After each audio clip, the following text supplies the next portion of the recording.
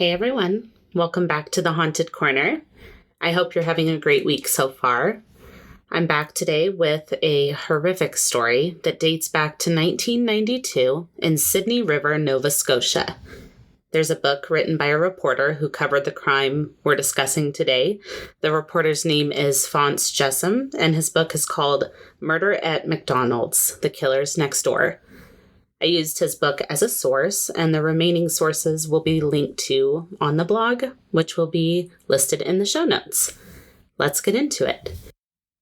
In 1992, Cape Breton Island was facing rapidly increasing levels of unemployment, at one point approaching 30%. For the residents of the island, finding steady work was nearly impossible. It was a vicious cycle of short-term temp jobs and unemployment insurance. For many of the residents, finding a reliable job would be life-changing. For the employees of the Sydney River McDonald's, the job provided a stable source of income and a stepping stone towards their futures. Jimmy Fagan took the job at McDonald's to secure year-round work in an area where most people couldn't find part-time or seasonal work. For Arlene McDaniel, the job would eventually pay for a business degree, while Donna Warren accepted the job in hopes to fund her future education in law school. And Neil Burrows was a 29-year-old father and husband who worked at the McDonald's to keep his family afloat. Another employee named Derek Wood also struggled within the tough economic climate in Cape Breton, and he didn't share the same aspirational goals of the others. He was 18 at the time and was struggling to make it on his own. The job was a way to hopefully one day get out of couch surfing with his family. Derek had become friends with two young men who, like himself, were struggling to find their way in an already tough environment.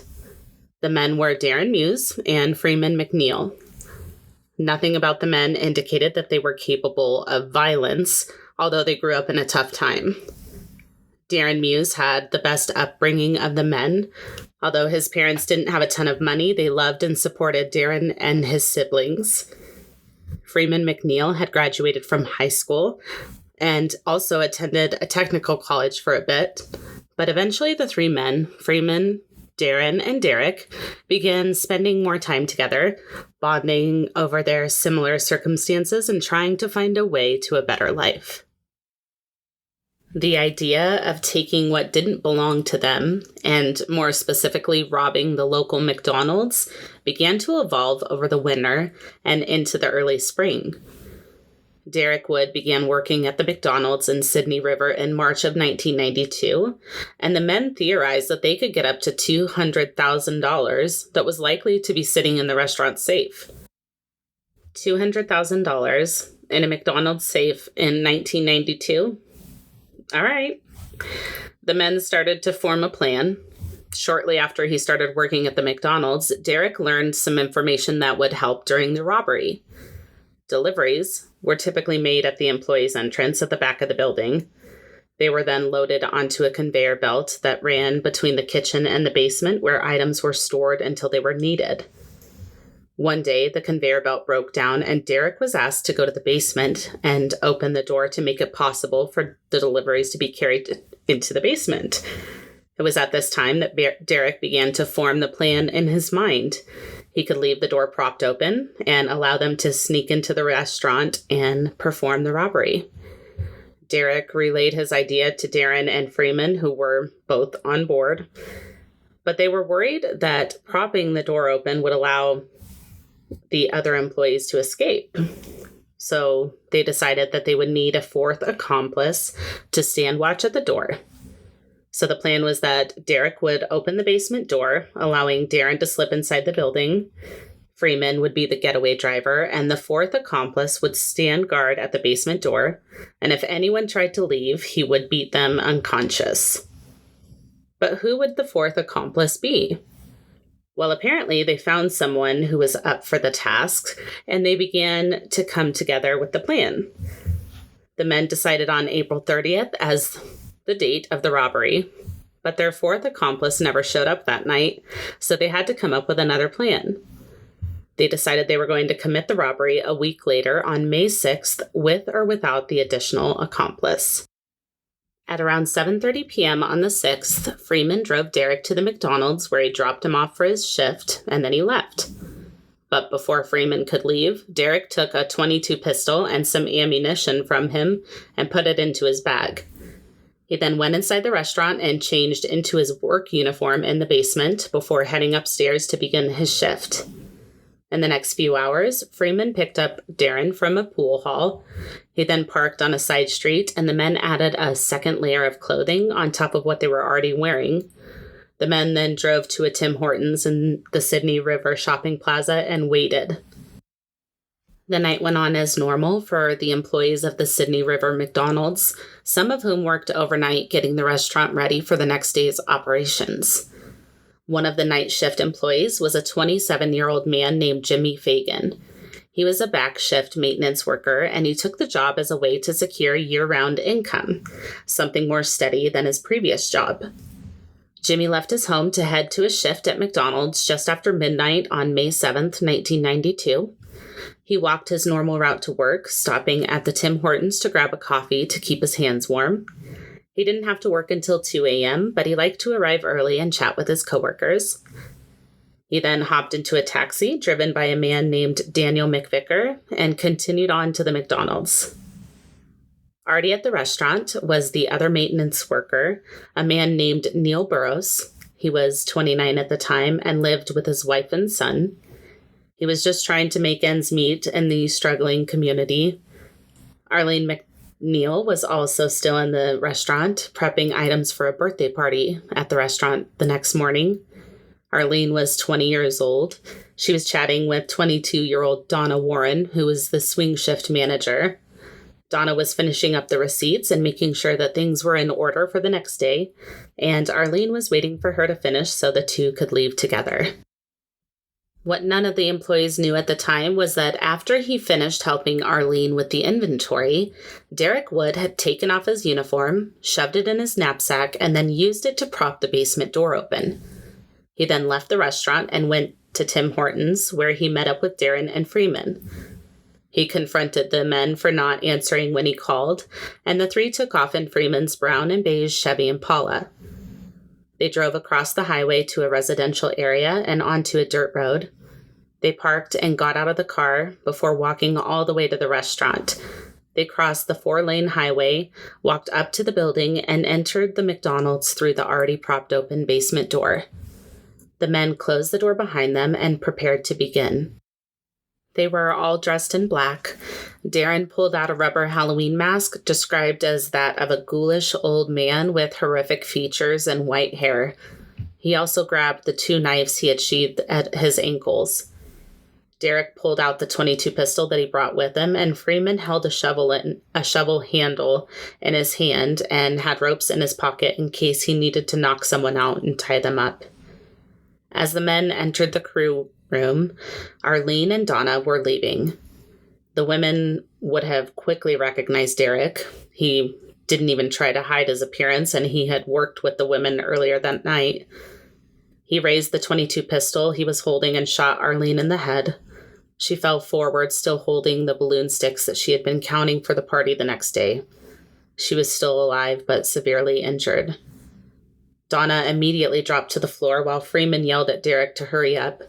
Derek and Darren ran upstairs where they encountered Neil Burrows, who was down on one knee cleaning the sinks. He hadn't heard the gunshot or the confrontation that had gone on downstairs. Derek shot him in the head and he fell to the floor. He tried to push himself up to his feet, but then Darren stabbed him in the neck with the knife that he had brought. At this point, Freeman McNeil had come upstairs and he beat Neil with the shovel handle. Derek then shot Neil again in the head, killing him. While all this was going on, Donna was still downstairs, laying beside her wounded friend. Derek went back downstairs, grabbed Donna, and forced her upstairs to the manager's office, where he ordered her to open the safe. Donna was the only employee who knew the combination to the safe. As her hand shook, she finally opened the lock, and as she did, Derek shot her in the head, killing her. What they had initially thought would be in the safe, $200,000, was actually $2,017. $2,017. unbelievable. While the massacre was unfolding inside the restaurant, Jimmy Fagan was in a taxi driven by Daniel McVicker. The taxi pulled up to the McDonald's just after the 1 o'clock a.m. news had finished. Jimmy paid his fare and walked towards the brown door at the back of the building, which employees used to enter the restaurant after it was closed. He rang the buzzer and waited to be let in. He turned towards the door when he heard it open, expecting to see Arlene or Donna because their cars were still parked in the parking lot. But instead, he recognized Derek Wood, who he had met a few times at work. He said, "Hi, guys." But instead of a greeting in return, one of the men yelled, "Shoot him," and Freeman McNeil shot Jimmy Fagan in the head, and he fell to the ground. The taxi driver, Daniel, heard what he thought was a firework going off as he was pulling away from the McDonald's. He looked back at the restaurant and saw two people running from the building, carrying bags in their hands. Daniel didn't feel right about what he saw. He thought something might be wrong. So this brave king puts the taxi in reverse and floors it. He turns around and pulls up the driveway and around towards the employee entrance where he saw Jimmy Fagan lying in the doorway. Daniel immediately grabbed his radio and called dispatch, telling them, quote, "Dispatch, I heard a shot and my passenger's hurt or something. You'd better get the RCMP and an ambulance out to the McDonald's in Sydney River," end quote. Meanwhile, Darren, Derek, and Freeman, these absolute warthogs, were making their getaway through the fields, back across the highway. Freeman ditched the shovel handle in a river along the way. The three men jumped back into the Chevy Impala, and Freeman drove them away from the scene. But the men forgot something very important at the scene, and they realized it when they got back into the car. They had left Derek's bag propped in the back door. They tried to go back for the bag, but they saw Daniel McVicker circling the parking lot, and they fled the area. But not before Derek Wood hopped out of the car in an effort to give himself an alibi. He ran into the King's convenience store and asked to use their phone to call the police. The first time he called, the man he spoke to said police were already on their way. But Derek called back a second time, and this time he spoke to Stan Jesty. Derek called, claiming he was at the restaurant at the time of the shooting. He said he was outside smoking a cigarette when he heard a gunshot coming from inside the building. He provided his brother's address and phone number where he had been staying. Officer Jesty told Derek to go home and that police would contact him the next day. While at the convenience store, Derek also made a phone call to his cousin Mike. One of the other taxi drivers in the area was John McInnes. And after he heard what happened over the radio, he rushed to the scene to help his friend Daniel. The two men got out of their taxis and rushed to help Jimmy Fagan, who was still alive. They rendered what help they could for him until more help arrived. Daniel again called dispatch and reported that his passenger had been shot in the head. John McInnes was holding some paper towels on Jimmy's head when he heard a phone ringing inside the restaurant. He went inside to investigate, answering the phone, but no one was there. And it was when he went inside that he saw Donna slumped against the wall. He moved her in hopes that it would make it easier for her to breathe because her neck was at an odd angle. Then he went into the building further to see what he could see, and that's when he came across Neil Burrows. When he bent down and felt for a pulse on Neil, he couldn't find one. And it was at that point that John exited the building, fearing that intruders might still be inside. It would later turn out to be the police who were calling the restaurant, hoping to get someone on the line. First to arrive on scene was RCMP Corporal Kevin Cleary. As he pulled into the driveway of the restaurant, he found Daniel McVicker sitting in the back of the car. Another taxi driver had arrived as well at that point. Daniel told him that he heard what sounded like a firework and saw two people running away from the restaurant. As Officer Cleary approached the door, John McInnes came stumbling out, screaming that the intruders were still inside and that there were bodies everywhere. Officer Cleary pulled out his gun and made his way towards the building. He approached Jimmy Fagan and could hear him still struggling to breathe. He radioed again to confirm that ambulances were coming, and they were, just not quickly enough. Police Constable Henry Jansen arrived next and accompanied Officer Cleary inside the building, just as the ambulance pulled up. The officers made their way inside and split up to sweep the building. Officer Jansen went downstairs, where he found Arlene McNeil, still alive and struggling to breathe. He turned her onto her side and radioed to Officer Cleary, letting him know that there was another survivor and he was standing guard over her until medics arrived. Officer Cleary was upstairs at the time, carefully moving through the restaurant, unaware if the attackers were still inside, and that's when he came across Neil Burrows, who was deceased. He made his way around the counter and could see Donna's body lying in the office. As he got closer, it was clear that she was deceased as well, with a $5 bill and some coins lying in the pool of blood that had formed around her body. It was becoming clear that this was about money. After the building was searched and the officers confirmed that the intruders were no longer in the restaurant, the EMTs entered the building. They confirmed that Donna and Neil were both deceased, and Jimmy and Arlene were both rushed to the hospital. While two of their victims were being rushed to the hospital, Freeman McNeil and Darren Muse were getting rid of evidence. Darren also hit up a few slot machines with the money they received in the robbery, and Derek eventually left the convenience store. The investigation inside the restaurant began, and officers combed the scene for evidence. They found a trail of footprints from the door where Derek's bag was left and inside of the building. The restaurant was dusted for fingerprints, and pictures and videos were taken of the scene. Meanwhile, Derek Wood wasn't really sure where to go, so he started walking towards the police lights he saw in the distance. He figured if he explained who he was, that he was one of the employees at the restaurant that night, that someone would take him home. He approached an officer who was guarding a roadblock, saying, quote, "I was at McDonald's when the shooting happened. I ran," end quote. The officer, John McLeod, asked Derek if he was the one who called in the shooting. He said he was. Another officer, Brian Stoyak, had arrived by that point and asked Derek to go with him. They got into his car, and Officer Stoyak took Derek's information and asked him to explain what had happened that night. The first thing he noticed was that Derek had a cut on his right hand.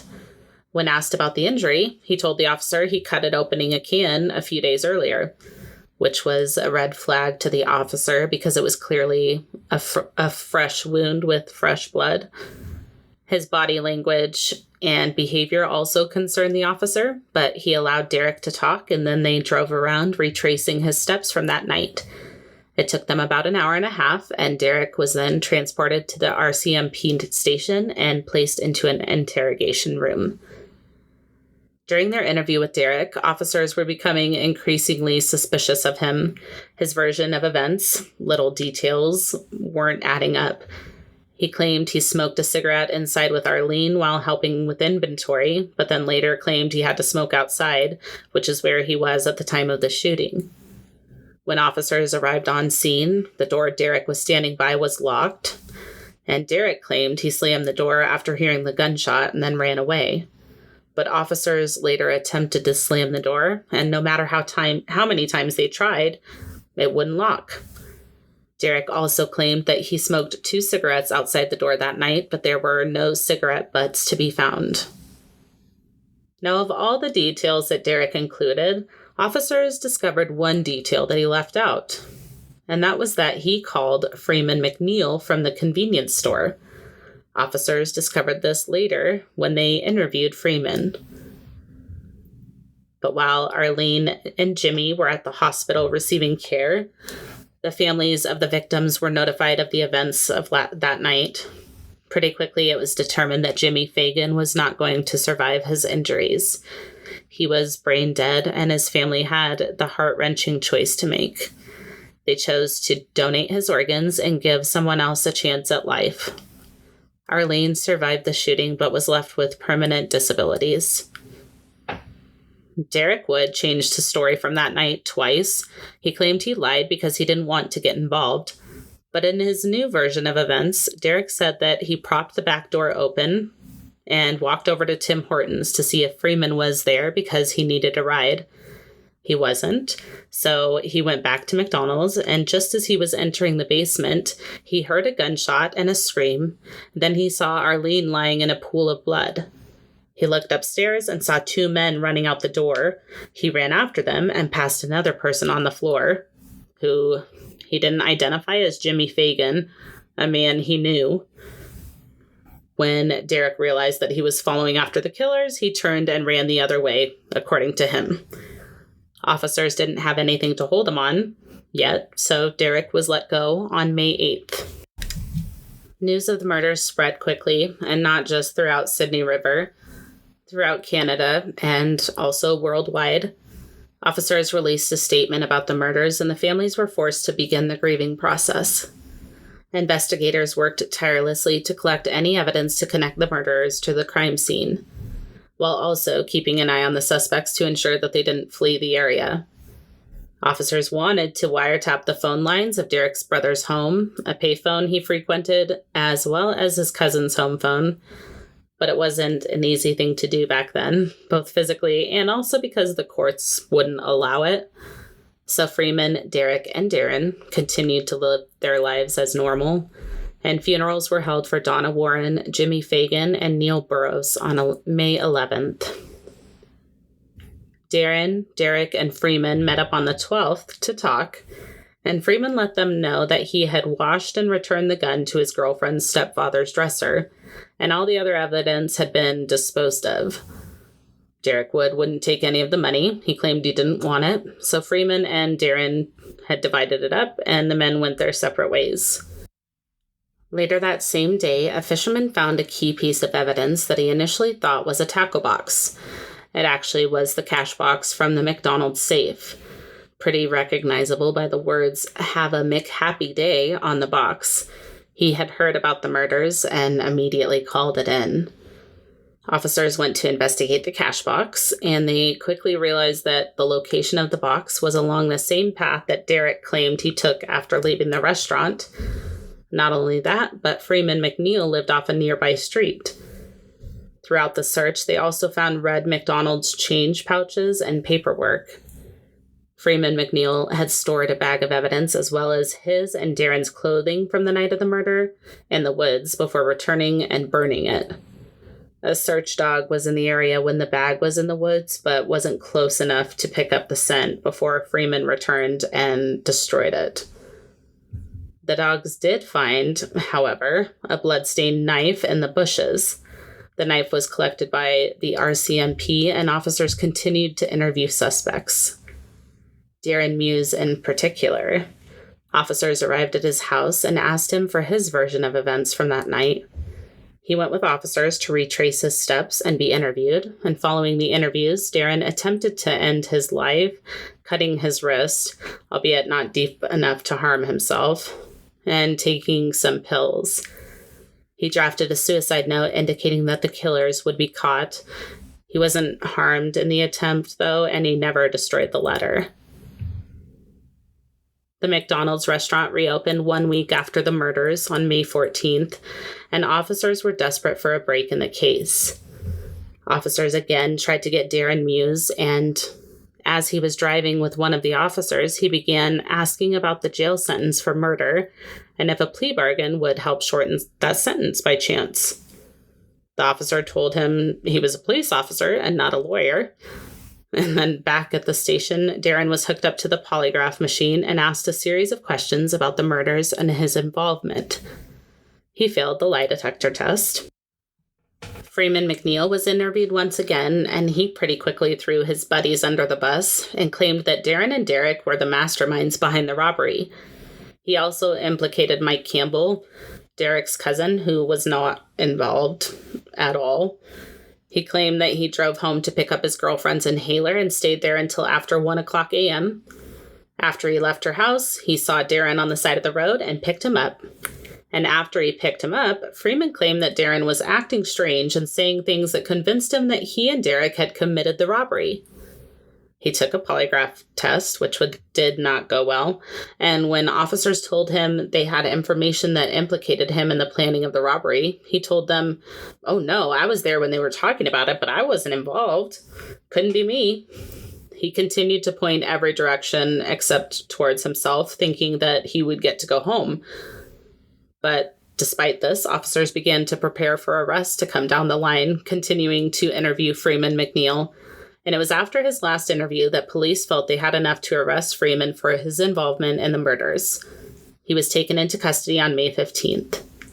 The next day, Darren Muse, Derek Wood, and his cousin Mike Campbell were arrested. But Derek insisted his cousin wasn't involved, and officers pretty quickly realized that that was the case. Derek confessed to his part of the crimes following a lengthy interrogation. He told officers that he shot Arlene, Neil, and Donna. He agreed to lead officers to the location of the shovel handle and a bag of money that they had submerged in a pond. Darren and Freeman both admitted to their roles in the murders as well. The three men were tried and convicted in 1993 for their roles in the crimes. Derek Wood was found guilty of the attempted murder of Arlene McNeil and the first-degree murders of Donna Warren and Neil Burrows, as well as robbery and unlawful confinement. He was given a life sentence with no chance of parole for 25 years. Darren Muse pleaded guilty to the second-degree murder of Neil Burrows and to the robbery. Other charges he had faced were dismissed as part of a plea bargain he had made with prosecutors. He was convicted and sentenced to life in prison with possibility of parole after 20 years. Freeman McNeil was convicted of the first-degree murder of Neil Burrows, the second-degree murder of Jimmy Fagan, along with several other crimes. He was sentenced to life in prison with the possibility of parole after 25 years. Darren Muse was granted full parole in 2012, but was prohibited from ever returning to Sydney River. Freeman McNeil was granted full parole in March of 2024. Derek Wood applied for parole in 2015, but it was denied, and he remains in prison. Arlene McNeil survived her injuries from that horrible night in 1992, but she lived with permanent disabilities until her death in 2018. The McDonald's in Sydney River was demolished in 2000. And that is the horrific story of the Sydney River McDonald's murders. Just absolutely senseless and horrific. Thank you for tuning in today. I hope you enjoyed the episode. The sources for today's episode will be listed on the blog post for the episode at www.thehauntedcorner.com. That is linked to in the show notes as well. Check out the other episodes of The Haunted Corner available now wherever you listen to your favorite podcasts, with new episodes dropping every week. If you're enjoying the podcast and would like to share your support, head on over to Patreon. You'll have access to the exclusive Patreon-only episodes, early and ad-free access to episodes, plus a lot more. If you're a Patreon supporter, you're getting 2 episodes released this week, so head over there, patreon.com/The Haunted Corner, to join now. Follow us on social media at The Haunted Corner on Instagram, Facebook, YouTube, and TikTok. If you're enjoying the podcast, be sure to tell a friend and rate and review wherever you listen. It really helps the show out. If you have a case suggestion or a correction to share, or you want to send a spooky story of your own, please send it to thehauntedcorner@gmail.com or submit it through the website. Until next time, be kind and take care of yourselves, and we'll see you soon. Bye.